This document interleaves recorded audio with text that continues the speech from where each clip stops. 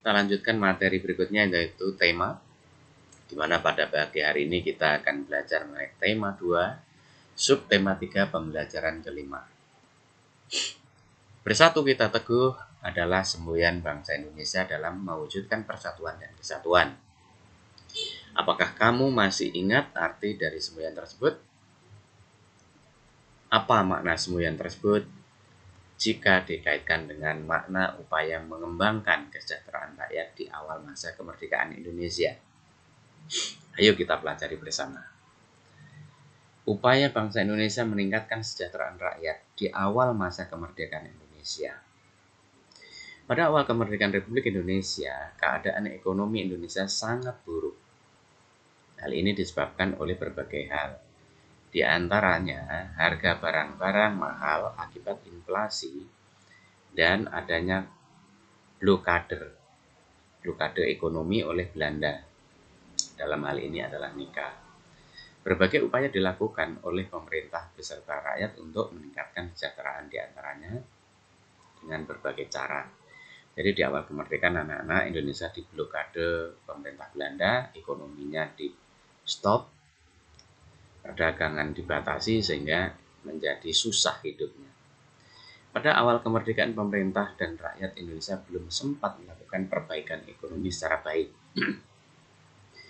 Baru bulan Februari 1946 pemerintah mulai memprakarsai usaha untuk memecahkan masalah-masalah ekonomi yang mendesak. Upaya-upaya yang tersebut meliputi: 1. Pinjaman nasional. Program pinjaman nasional dilaksanakan oleh Menteri Keuangan. Dalam hal ini adalah Insinyur Surahman, Menteri Keuangan pertama di Indonesia ya. Pinjaman nasional akan dibayar kembali selama jangka waktu 40 tahun. Jadi negara punya utang selama 40 tahun. Yang kedua, konferensi ekonomi. Konferensi ekonomi ini dihadiri oleh para cendekiawan, para gubernur, dan para pejabat lain yang bertanggung jawab langsung mengenai masalah ekonomi di Jawa. Konferensi ini dipimpin oleh Menteri Kemakmuran, Insinyur Darmawan Mangunkusumo. Tujuan konferensi ini untuk memperoleh kesepakatan yang bulat dalam menanggulangi masalah-masalah ekonomi yang mendesak, seperti masalah produksi, masalah distribusi, khususnya makanan, sandang, serta status dan administrasi perkebunan. Produksi itu apa? Produksi itu penghasil, produsen. Distribusi itu penyebaran yang mengangkut, mengedarkan ke berbagai tempat, gitu ya. Nah, pembentukan Badan Perancang Ekonomi. Pembentukan badan ini atas inisiatif Menteri Kemakmuran Dr. A.K. Ghani. Badan ini merupakan badan tetap yang bertugas membuat rencana pembangunan ekonomi untuk jangka waktu 2-3 tahun. Rencana Kasimu atau Kasimu Plan. Program ini disusun oleh Menteri Urusan Bahan Makanan, I.J. Kasimu.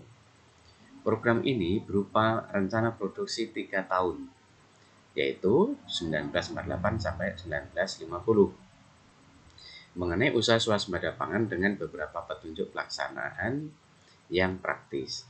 Untuk meningkatkan produksi bahan pangan dalam program ini, Kasimu menyarankan agar 1.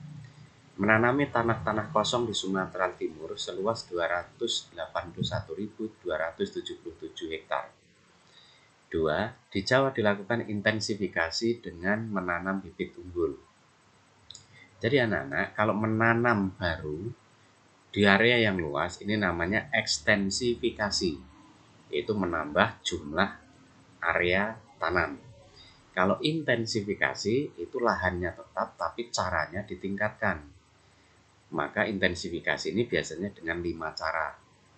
Di antaranya ada mengolah tanah, memilih bibit unggul, kemudian pengairan, kemudian pemupukan, pemberantasan hama.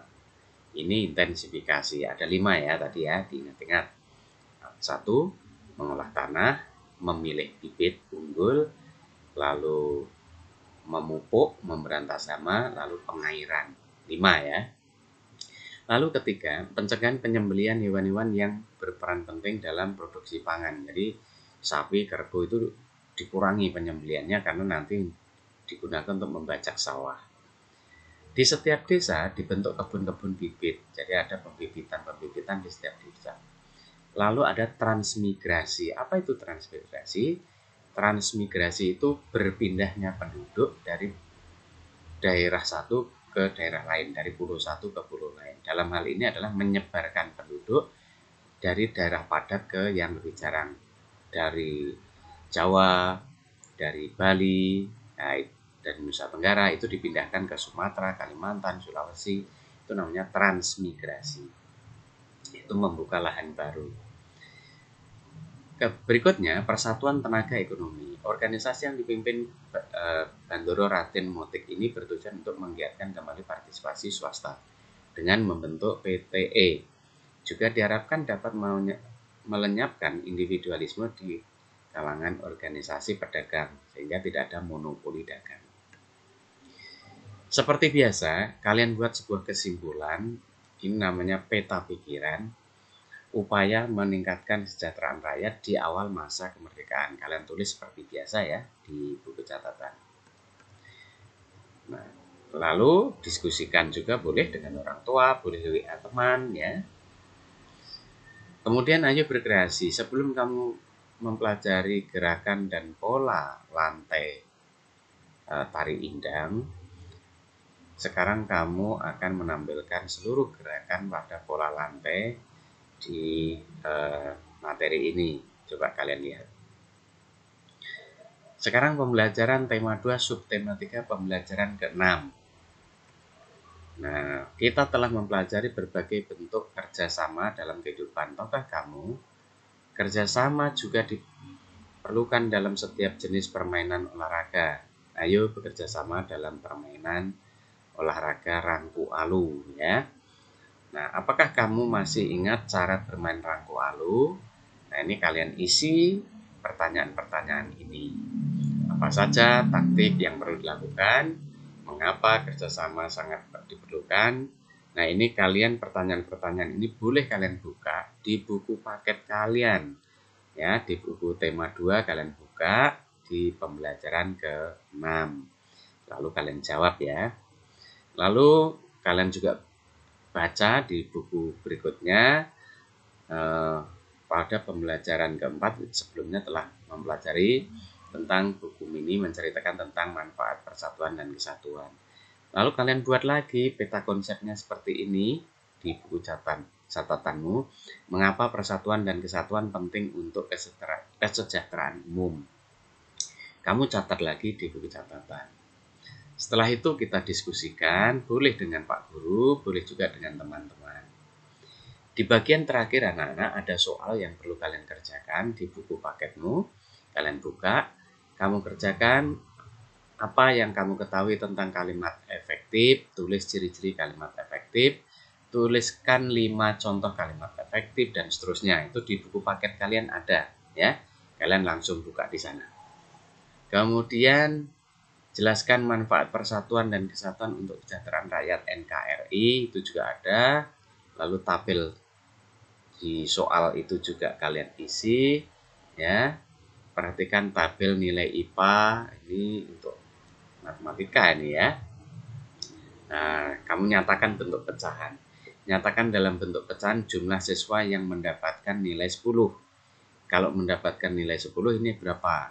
Nih, misalkan ini ada nilainya 8, nilai 10-nya ada 4 dari berapa? Berarti ini jumlahkan semuanya 19 tambah 7 26 30, berarti nilai 10 4 per 30. Kenapa kok 4 per 30? Karena nilainya 10-nya hanya 4 dari 30 anak, berarti 4 per 30. Nah, yang lain kalian bisa buat sendiri ya.